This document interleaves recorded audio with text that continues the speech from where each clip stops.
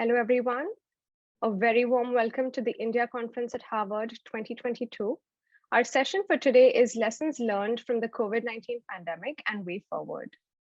For those of you who are joining us for the first time, the India Conference at Harvard is organized by the students of Harvard University and has a strong legacy of bringing together government officials, business leaders, artists, athletes, philanthropists, and many other experts to meaningfully discuss key issues, solutions, and opportunities in the context of India's path to global leadership.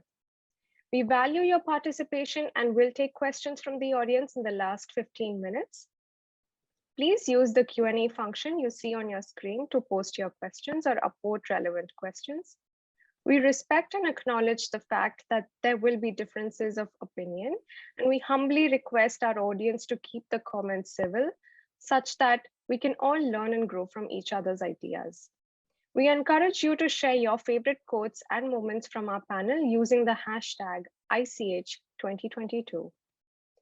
By now, we all know that COVID-19 was not the first pandemic of our times and certainly is not going to be the last. In a 2-year-long feud with COVID-19, India faced unique challenges. Making decisions impacting the health of a country of over 1 billion people, complexed by social and structural determinants of health, requires nuance. Therefore, it comes as no surprise that today we have with us Dr. Randeep Galeria, who began his career as one of the first pulmonologists of India. He has more than 450 publications, 49 chapters, and 50 research grants to his name. With regards to the COVID-19 pandemic, he recently co-authored a book titled Till We Win. Apart from being the personal physician to many national and international dignitaries, he was also the personal physician to the Prime Minister of India from 1998 to 2004. He is the recipient of several awards and honors, including the prestigious Padma Shri and Dr. B.C. Roy Award. He is now the director of All India Institute of Medical Sciences at New Delhi and serves as an advisor to the World Health Organization, among other international public health agencies. This discussion will be moderated by Dr. Richard Cash, who began his global health career 55 years ago, when he and his colleagues conducted the first clinical trials of oral rehydration therapy in patients with cholera and other infectious causes of diarrhea. He has continued his work on infectious diseases and has been instrumental in scaling up health programs in various low and middle income countries. He is a visiting professor in many public health institutions of Southeast Asia and is the joint recipient of the 2006 Prince Mahidol Award for exemplary contributions in the field of public health. He is now a senior lecturer in the Department of Global Health and Population at Harvard T.H. Chan School of Public Health. Without further ado, please welcome Dr. Randeep Galeria and Dr. Richard Cash. Well, thank you very much for that kind introduction. And Dr. Guleria, it's truly a pleasure and an honor to be able to engage in this conversation this morning, this evening, wherever anyone is. Let me start out by actually a future-looking question. I read your book, Till We Win, which I want to congratulate you and your co-authors on, because it really puts into perspective the entire COVID experience, and though it was written or published over a year ago, it's still certainly highly relevant and resonates. And so let me start out by asking you, given the experience that India has gone through and all the countries of the world have gone through in terms of COVID-19, what are the lessons do you think that India should take away from that experience in the coming decades? What is India learn from this, and how should it affect the health care and preparedness going forward? Thank you very much. And at the onset, let me really thank the organizers for inviting me to this chat. And I'm really honored to have Dr. Richard Cash being there to ask a number of relevant questions, if I put it that way. Uh, I think what we've learned during the pandemic is that we need to firstly invest more as far as healthcare is concerned, public health is concerned. We need to invest more in terms of being having good surveillance system. As was rightly said, this is not going to be the last pandemic that we're going to see. As a matter of fact, I had written an article also in 2018 saying that 100 years after the flu pandemic, we are not prepared and we need to prepare more for future pandemics. And there had been enough sort of signals that there is going to be a pandemic. We've had a number of outbreaks in this century, starting off, at the late part of the last century and beginning of this century with what is known as avian flu H5N1, followed by SARS. We've had outbreaks of MERS. We've had one pandemic, which was milder, the H1N1 flu pandemic. And then we've had outbreaks of Zika. And we've also seen that now, because of the world becoming smaller, infections can rapidly travel from one place to the other. Therefore, when it comes to health system, keeping this background in mind, it's important that we develop strategies in terms of good surveillance, more investment in healthcare, and also being able to have a plan in place, which would be an outbreak management plan, so that how can we restructure our strategies to really be able to manage a huge surge in the number of cases that may happen in the future. And this could be even for other outbreaks, which could be local rather than, let's say, international. And I think also there is a need to really start investing more in research so that we are able to develop our own innovative drugs and vaccines if there is a need. So there has to be research in this area and a lot of sort of look at data sharing. What we've learned from this pandemic also is that we have to move out of silos. People have to start talking to each other, connecting with each other, and look at technology and see how that can help us. What we saw was the role of telemedicine. We could really reach out and provide consultations not only to patients who were having COVID in the form of for those who are in home isolation, but even manage a lot of patients who had non-COVID disease but were scared to come to the hospital or could not come to the hospital. We were able to have management of hospitalized patients by trying to do what is known as EICUs, and this is successful both in the private and the government sector. A lot of learning has been there in the last 2 years, and I really wish that we continue with that learning and use that in the future, because we should not forget all of this once the pandemic is over and we start saying life comes back to normal and we start doing things as we were doing in the pre-pandemic era. Thank you. One of the things I noted in your book is that there was a very strong emphasis on developing the primary healthcare system. That is getting therapy, getting information and so on down as far as possible within the system. Could you expand on that a bit? Yes, so we need to understand how can we really, or where is the best bet as far as our investment is concerned. And since we have a large part of our population in rural India, in smaller towns, we need to invest more in primary health. I would say primary, preventive, and promotive health. What we've also noticed is that there is a huge burden of disease which is happening in our country, which is also linked to non-communicable diseases. And at times that also drives the severity of illness when we talk of communicable diseases. We've seen that with COVID-19, that a lot of mortality and hospitalization happened in those who had comorbidities. It could be poorly controlled diabetes, it could be coronary artery disease, it could be patients with chronic respiratory failure or respiratory diseases. And therefore, there is a need to look at preventive health, early diagnosis and treatment of these individuals from a primary health center level, and be able to provide care at that level, which is not happening. A lot of our management in our country is skewed more towards tertiary care and towards larger cities as compared to the investment that should be there at a primary level. So unless we're able to invest more in primary health and preventive health, I think we won't be able to have a comprehensive plan in place. This has already started, and a number of programs have been started by the government of India to promote primary health. We have what is known as a wellness clinics, and also a large number of primary centers and district hospitals are being upgraded to become medical colleges so as to be able to provide care even at a primary and secondary level.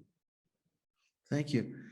But the whole notion of, as you pointed out, surveillance,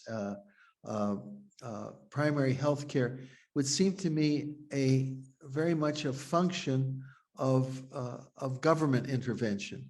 That is as you know, of course, there's a very strong private sector in India, but it seems to me that sector is devoted towards health care, far less to prevention, and certainly not to surveillance. Is there a way of incorporating the private sector, or is this something that the government itself is going to have to really take control of? So both things to be done. I think the bulk of the, let's say, weightlifting will have to be done by the government sector when it comes to preventive health, promotive health, whether it be safe drinking water, whether it be looking at sanitation and early diagnosis of patients with diabetes or other chronic diseases, and surveillance in terms of picking up any outbreak of a disease in a local area. But there has to be coordination with the private sector, both in terms of being able to provide the data and also being able to support this venture. And this also is something which is happening. There has to be a public-private partnership in terms of support by the private sector. As you rightly said, in terms of treatment, a lot of care, or let's say treatment, is provided by the private sector in India as compared to the government sector. And therefore, a balance has to be struck, because in the private sector, many patients have to pay out of their pocket. And that also adds to the cost of treatment as far as health is concerned. Well, I suppose not just to the cost, but accessibility, I would say, which is becomes a huge issue then, particularly in poor communities. Well, let me explore some other issues with you.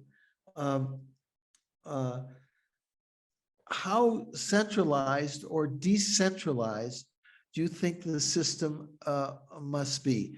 Health is a state function. We have seen, of course, in India, that different states have performed very differently. I'm more familiar with Kerala because I've taught there over many years, and they seem to have handled the pandemic quite well. They've had previous experience, of course, with other outbreaks, which I think has helped them, in fact, in dealing with the present situation. But how do you square the circle here with different states having very different capacities, different abilities, and then the center, which has sort of sets overall goals and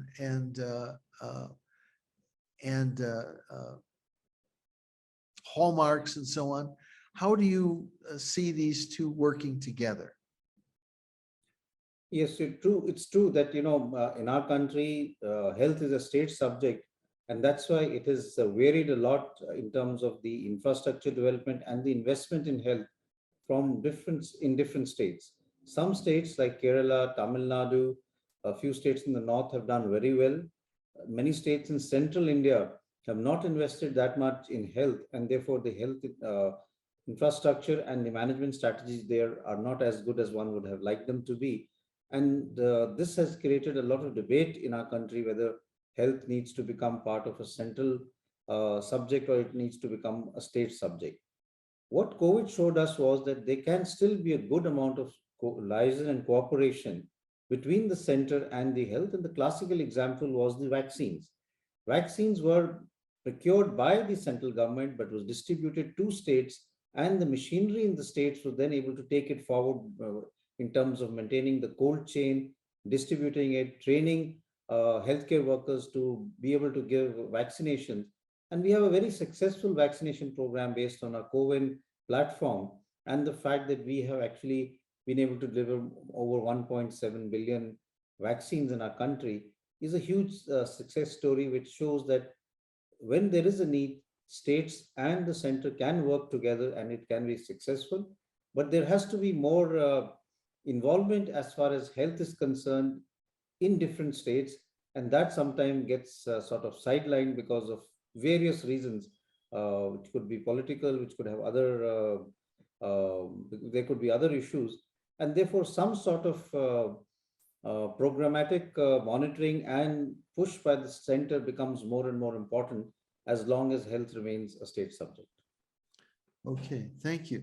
Well, let me expand on this a bit and touch on this issue of surveillance, which you rightly pointed out is absolutely critical to any of these epidemic situations. As you know, there's been a recent paper by Professor Jha out of the University of Toronto that appeared in Science, which has suggested that the undercounts of deaths have been 6 or 7-fold. Now, I'm not going to get into a discussion as to what level, but there have been other studies which have also indicated this tremendous undercount. What do you attribute this to, and how does this affect the ability of a state or a nation state to deal with these pandemics? So we, first of all, I think we need to really look at the data and be able to see how much is the mortality as far as India is concerned. Both births and deaths are something which are very strong, very well registered in our country. And therefore, in terms of there being a significant underreporting of deaths may not be true. But at the same time, I would really say that we need to really develop a digital system which is able to give us surveillance data, whether it be deaths, whether it be the number of cases or positivity rate of a certain disease in an area on a real-time basis, so that it helps us not only be able to see what's happening, but be able to proactively act and do something if we see a blip or a change in the let's say the numbers that are happening in that area. So a real-time monitoring of a large dashboard is required, which would be able to tell us not only of things like mortality, but in a surge in the number of cases, more hospitalization, or more number of people's reporting for some tests. That will also be something that needs to be put into surveillance, along with the physicians reporting if they are seeing a sudden increase in a particular syndrome, which may help both the public health sector and the government to really devise a strategy to contain any outbreak which happens. Thank you. Well, one element of obviously of in surveillance is having a strong basis in epidemiology and having lots of epidemiologists. And I remember in reading your book, you also called for a change in or an improvement in health manpower training. It's no secret that India is, as is many countries, quite short of epidemiologists. How do we strengthen the public health system so that there are more people trained and more positions and well-paying positions available for people who wish to go into this element of health, of the health sector?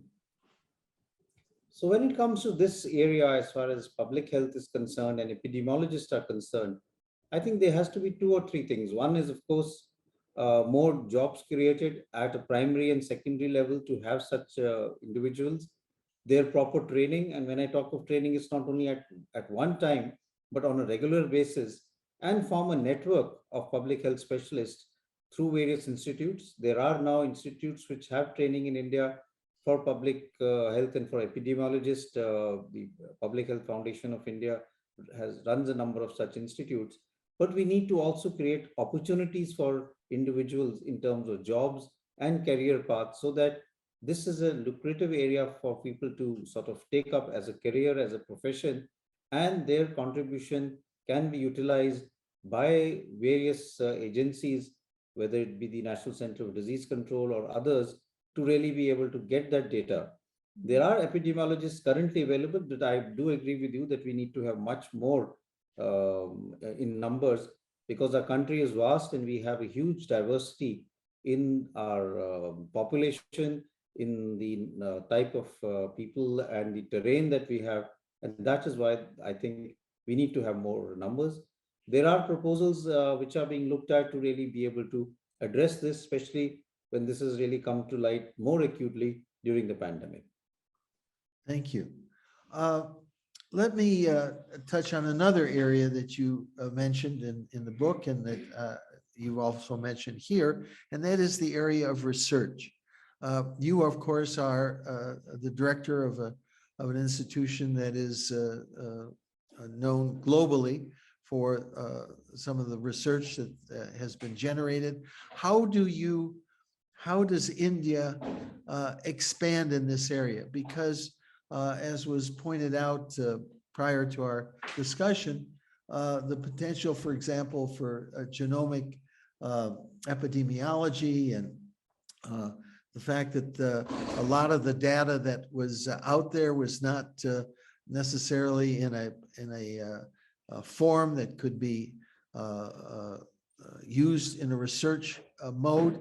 How would you suggest that the whole notion of health research be expanded and be considered something that is absolutely critical to health in India? So I think this is very important that we develop strategies where we are able to have investment in research, not only in the public sector, but also in the private sector with industry. We develop a partnership with industry as far as research is concerned, especially translational research, and we are able to support that in a big way. As I had mentioned earlier, we also need to start moving out of our silos. For example, in our institute, we have now a good amount of collaboration with multiple institutes like IIT Delhi, which is the Indian Institute of Technology, the THSTI, and which is under the Department of Biotechnology, and various other institutes across the country, where we start supporting research. And we have our own CCRF, which is the Common Core Research Facility for doing high-end research, which includes genomic analysis, proteomics, big data analysis.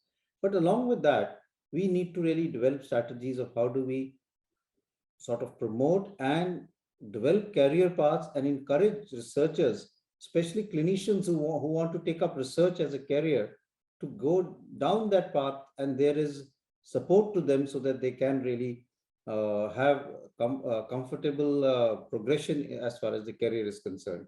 So there is a need to develop, let's say, a research path for researchers in various institutes. We've started doing that in the All India Institute of Medical Sciences. We have a separate research scientist cadre which looks at that.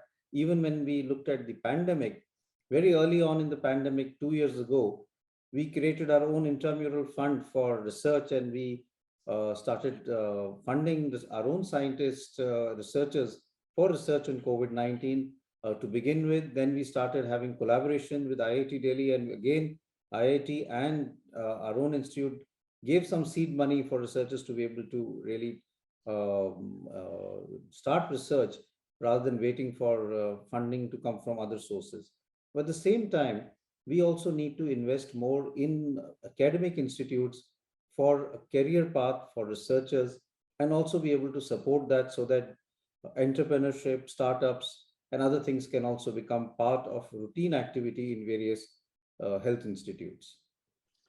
Yes, I couldn't agree with you more. And if, you know, the it's very interesting how many of colleagues at Harvard and other institutions got their initial training in India and then left to pursue research careers outside of India, uh, uh, which was a sort of a brain drain in a sense, because those opportunities were not always there, particularly for young people.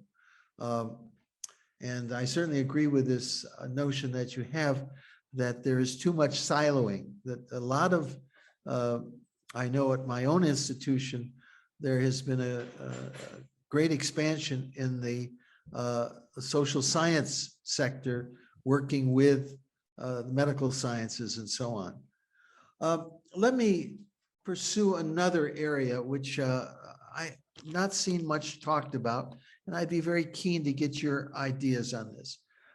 Pandemics, of course, do not, or microbes do not recognize national boundaries, at least as far as as far as I know. There is no passport or that you need if you're a COVID to cross from one part of the globe to another. South Asia represents a huge percentage of the world's population, and there's no doubt that what happens in one place affects what happens in another. What has happened in terms of the SAARC countries that you're aware of in terms of cooperation and collaboration, and what could be done to enhance this even more? You know, India has on one side a country of 160 million and another 220 million, and to the north, and so on and so on. What is your thoughts about this? Because I've seen very little written in the literature that deals with regional cooperations, sharing of data, sharing of experiences, and so on. So I totally agree with you that we need to really look at it at an international level when we are talking of infections, because of number of reasons. One, of course, is that, like you rightly said, infections don't have boundaries. And we saw that classically during the SARS outbreak, when the infection traveled from Hong Kong all the way to Canada, and we had this huge outbreak of SARS infection in Canada because of one Canadian citizen taking it all, the infection there. And a lot of healthcare workers died because they were not able to diagnose it in the early stage as that this is a SARS virus which has come all the way from Hong Kong. Similarly, we have seen this in other illnesses also, because of the fact that the world has become smaller, travel has become much more. There is more and more urbanization, and the whole issue of One Health becomes very, very important. As far as, so there is a need to develop surveillance and data sharing, not only at a regional level, but I feel at an international level, because the infections will travel not only at one region, but can go across to the other end of the world. So there has to be a platform where there is surveillance data, which is sort of open source, available to everyone. Some work is being done in the SAARC countries. There is now collaboration in SAARC countries in terms of supporting each other, and I'm aware that the government is working with the neighboring countries in developing a platform and a program where they can share data, share experiences. And of course, this also goes to sharing things like vaccine and drugs, which may be needed in one country and they may be surplus in the others. But I think a lot more needs to be done, not only at a regional level, but at an international level, because as we move forward, and as has been said, there would be other pandemics, we must really understand that even outbreaks which may happen in one area can actually travel to another area because of the short time of travel and a relatively longer incubation period that many viruses have. So you may have an incubation of 5 days, but you could travel across the world in 24 hours, and you could carry your infection and become symptomatic in that area. And this is something which we need to do, work very aggressively. I remember I think it was 2007 or 2008, uh, we did a whole workshop, which was actually supported by CDC, on outbreak management and how surveillance could be done. I did actually have an opportunity at that point in time to visit CDC, and they had done a very good mock drill on a student coming from another part of the world, landing in Washington, and then developing a respiratory viral infection and causing an outbreak, and how they would contain it.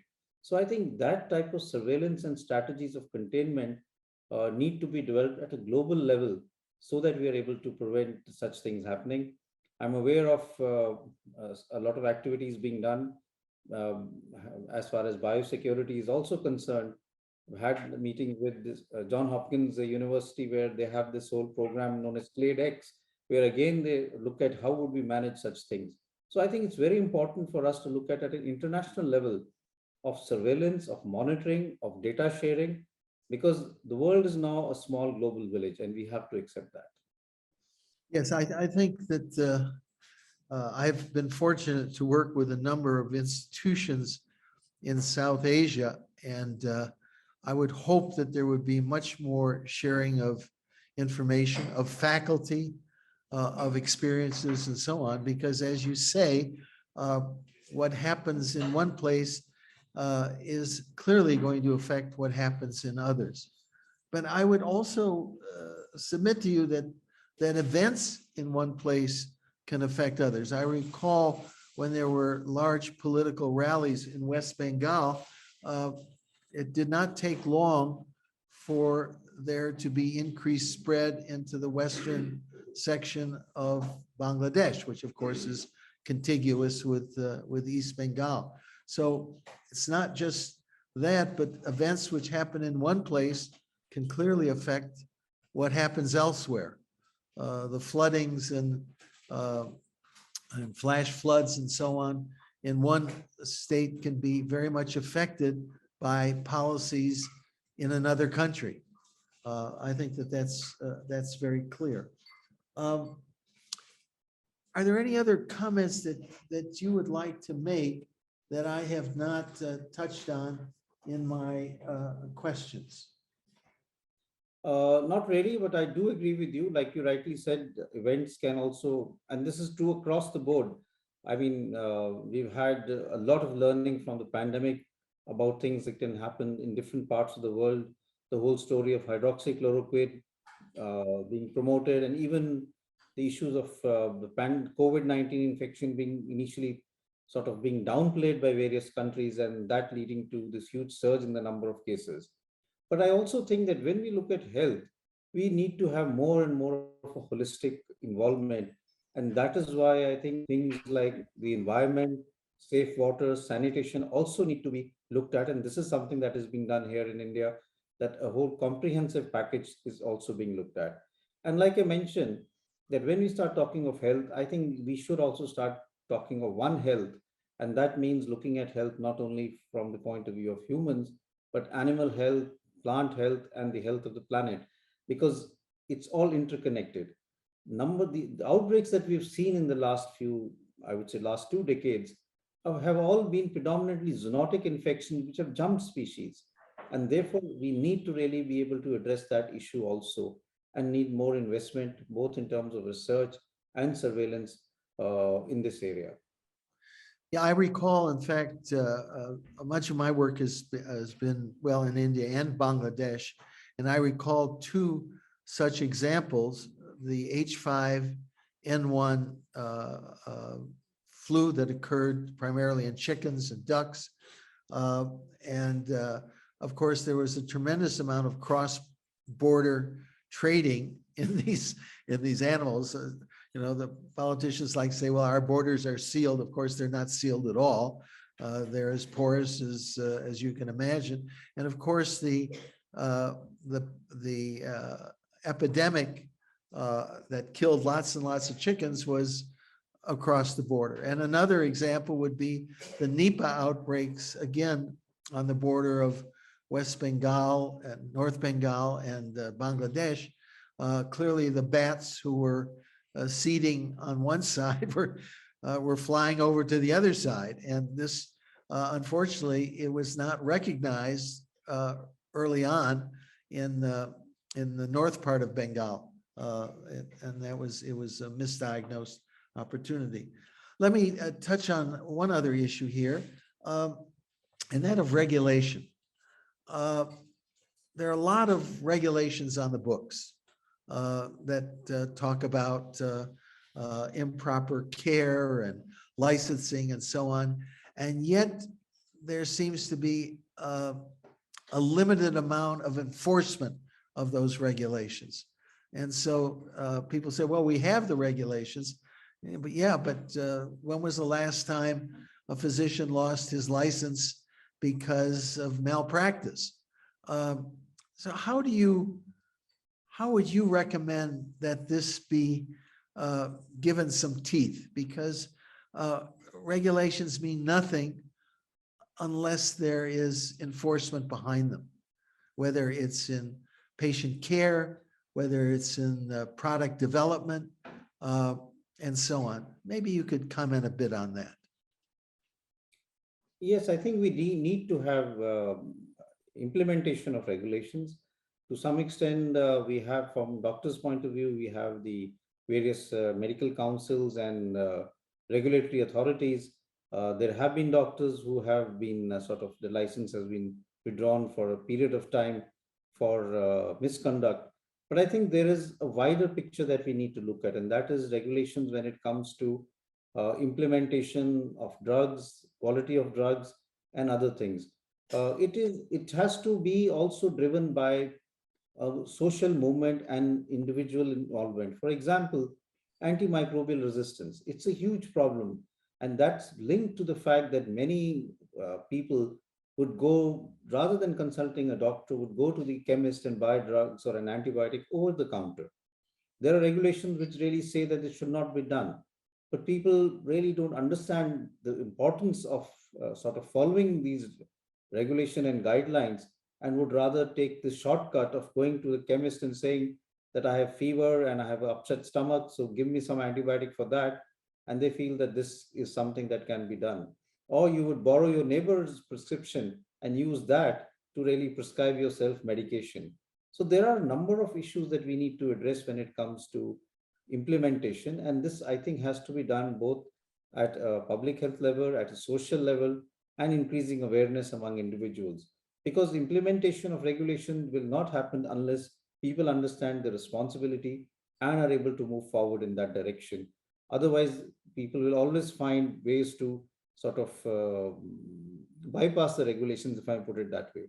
So I think we need to make people more responsive and really work on making them understand that these regulations are for their own good, rather than not to look at it from a punishment point of view.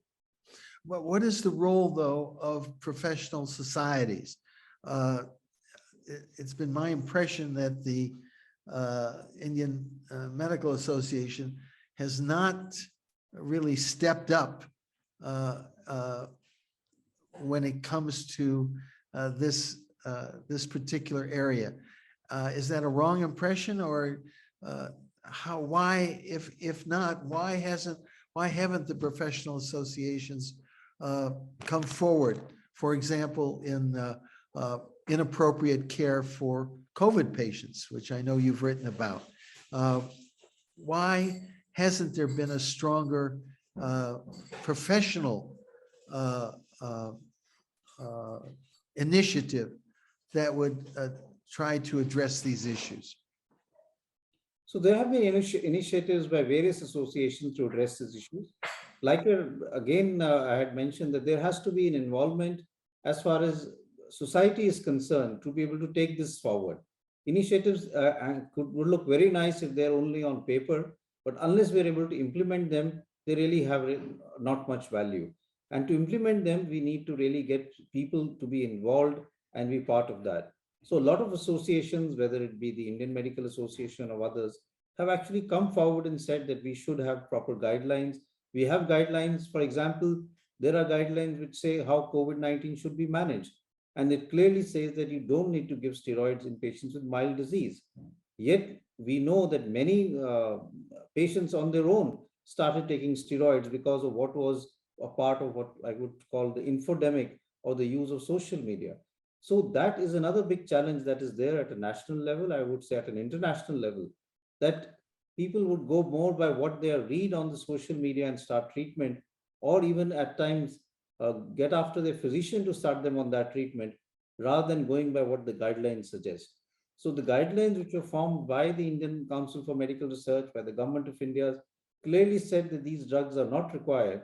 Yet, and it was promoted a lot by various associations. As a matter of fact, I remember we had a number of webinars which were done in collaboration with the Indian Medical Association. We did webinars and created what we call State Center of Excellence to promote proper treatment for COVID-19, both in terms of mild, moderate, and severe cases, and came out with the SOPs, both for adult and pediatric patients. But when it comes to implementation, it's more getting it through to the physician and the patient's understanding that they have to go more by what the doctor is telling them than by what social media is telling them. That's a challenge I think that we have all faced, and certainly in the United States, it's been a tremendous issue. There are, I take it, designated sites that are considered highly reliable and that the public is aware of these sites in India. Correct. That's it. We have the Ministry of Health and Family Welfare sites. We have the Indian Council for Medical Research. The All India Institute of Medical Sciences had its own website, and we regularly update the guidelines based on the science which is there. So starting from the early days when there was hydroxychloroquine was considered as a drug, moving on to drugs like ivermectin, to then the role of steroids, remdesivir, the debate with drugs like tocilizumab, and then of course newer drugs which have come in terms of antivirals, favipiravir and molnupiravir, and now of course we have other drugs coming in. So based on whatever the science is, the guidelines do keep changing, and of course based on what is available in our country, and also trying to look at it in a cost-effective manner. The challenge is that often patients seem to Google things more rather than going to the guidelines. So maybe we need to do a better job of directing people to what the appropriate guidelines are. One of the questions, I'm going to go to some of the Q&A here, is that as Shashank Kakani pointed out, how do we ensure that a single narrative across the board regarding solutions? They heard about hydroxychloroquine. Some say it works, some say it didn't. Monoclonal antibodies, remdesivir.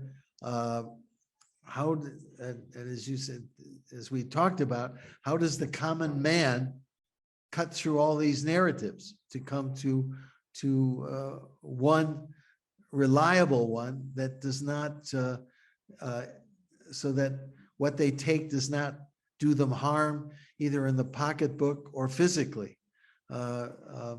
because I think certain things have been over promoted. Let me stay on that for a moment. Clearly, the average person,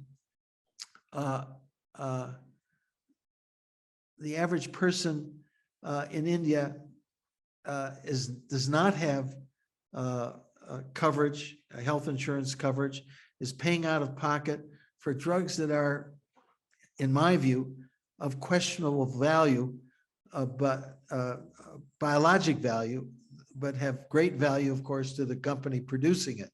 How do you protect the consumer? It's a huge dilemma. So I think this is it's a global dilemma, let me put it this way. And I would really go a step forward and say, how do you really work out the nitty-gritties between, as compared to various, let's say, industry-sponsored trials which are done, and see that what is the actual truth in the published data in terms of the statistical analysis? Because a lot of this is industry-driven. And when we've seen that, I remember many years ago, there was a whole story of activated protein C, Zygris, which is part of sepsis management and came in the surviving sepsis guidelines also, later on to be withdrawn. And Our paper was actually published in the NEJM. So there are a number of such classical examples. But I think what is happening is that a lot of information in the social media is actually driven by the industry, or which is trying to promote a new drug and trying to sell it to the consumers. And that is why there is a need for people to understand that they need to go to sites where the data is looked at very thoroughly. And the national task force that was formed, which was in collaboration by the ICMR, AIIMS New Delhi, and the Ministry of Health and Family Welfare, had almost 10 to 15 experts from the private and the government sector, scientists, physicians, epidemiologists, statisticians. All of them really would spend hours looking at the data, doing a detailed data mining, coming out with all the studies, making a presentation to the group, and then they would decide whether this drug is currently to be recommended or not, even looking at the, let's say, cost effectiveness and the benefit in terms of patients. And that is why majority of drugs in mild disease are not recommended. As a matter of fact, the guidelines don't recommend any antiviral drug from the point of view of treatment as far as COVID-19 is concerned. Yet, if you do a market survey, you will find that drugs which of questionable benefit, like favipiravir or ivermectin, are sold in a huge amount as far as COVID is concerned. So there is obviously an issue of responsibility which industry has, which has not been sort of followed as it should be, and it's more based on the economics rather than patient benefit and the side effects that patients may have because of overuse, misuse of drugs.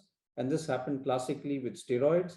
And we saw that we had fungal infections also happening in our country because of the, I would say, social media driving the use of steroids rather than physicians doing it. I think that's a very good point. It's interesting that the message on the importance of vaccines clearly got through. And my understanding is that there's been very little vaccine hesitancy in India. And so that message came through loud and clear. But the messages when it comes to the pharmaceutical preparations has been driven by another group. And the difference is very clear. Correct. So if you look at the vaccine story, the vaccine was driven a lot by the science, by clinicians, and I would say even by individuals who could influence the public. So it could be various celebrities or political leaders who were able to convince the public that, look, if I can take the vaccine and if I say it's safe, then they would accept that and follow that. That doesn't happen with drugs. The promotion is done by the industry, and it is not pushed by celebrities or by the science, but by other means which can create the confusion that happens. So that's why the vaccine story worked very well, because it was driven a lot by people who could influence the public, and they accepted that. And we've done remarkably well. We have very little vaccine hesitancy. And this has been one of the, I would say, success stories that we've been able to chalk out during the pandemic. I think that's a very important observation. Here's another question that came in from the chat and questions. Frontline health workers seem to have had less priority over population health, especially in the pandemic.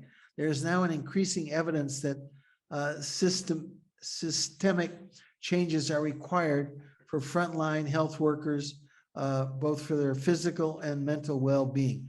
What steps can India take to improve the lot of and the role of the frontline health workers? So I don't think that frontline health workers were not given that degree of importance. Frontline, I would say not only frontline health workers, but frontline workers, because we had a lot of people involved who were not directly involved in health, but also were involved in containment or going into areas which were having an outbreak or surge in the number of cases. All of them were provided necessary training. We trained a lot of our healthcare workers. I mean, I remember that we developed a 3-hour module for training in infection control and other things for healthcare workers, which included even persons like security guards who were standing outside the hospital. And they were given training using these modules, 3 hours each in the morning, and another group came in 3 hours in the evening by our hospital infection control team. And this continued on a platform also known as a Saral platform, which we use for undergraduate training for our students also. And this was something that we rolled out at a much larger level also, because I think that was something which is very important.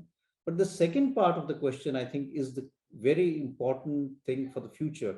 And that is the mental health issues of frontline workers who've been at it for more than 2 years now. And many of them are having burnt out, or they are having a lot of mental health issues. There has been an attempt by various institutions, our own institutes, AIIMS, Bangalore, to develop strategies of not only asking frontline workers to approach them through teleconsultations, but also reaching out to frontline workers and trying to understand the mental health issues and other things that they're going through. But I foresee that in the coming few years, this will be a big challenge, because this is going to sort of become more and more, not only in frontline health workers, but in the general population, because large number of individuals had to suffer a lot. It could be because of the lockdown, it could be related to losing their job, effect on the economy, and various other factors like children, for example. Children were not going to school and were literally uh, stuck at home. And the issue of mental health in them needs to be addressed. So mental health is going to become a big issue in the coming years, and we really need to develop strategies to address this. I think this last point is extremely important. That is, the collateral damage from the response to the pandemic in many instances is going to be worse than the pandemic itself. We haven't talked about decrease in the care for tuberculosis patients, for example, or prenatal care, or the impact on the education of children and so on.